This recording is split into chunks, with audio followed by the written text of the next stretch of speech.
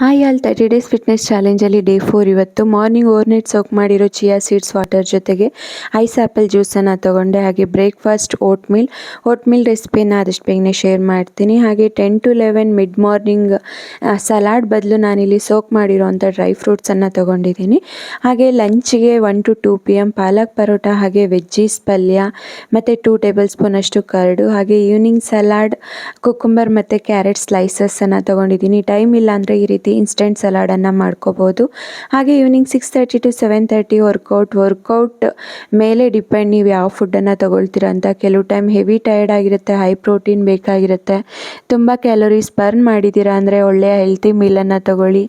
ಹಾಗೆ ಲೈಟಾಗಿ ಏನಾದರೂ ತಿನ್ನಬೇಕು ಅಂದರೆ ಈ ರೀತಿ ಬ್ರೌನ್ ರೈಸ್ ಕಾರ್ಬೋಹೈಡ್ರೇಟ್ ಜಾಸ್ತಿ ಇರುತ್ತೆ, ಬ್ರೌನ್ ರೈಸ್ ಮಶ್ರೂಮ್ ಕರಿ ಹಾಗೆ ಸಲಾಡ್ ತೊಗೊಳ್ಳಿ. ಹಾಗೆ night before bed boiled jeera water. ಇದಾಗಿತ್ತು ಇಂದಿನ ವಿಡಿಯೋ ಇಷ್ಟ ಆಗಿದ್ರೆ ಲೈಕ್ ಮಾಡಿ, ಶೇರ್ ಮಾಡಿ. Thank you.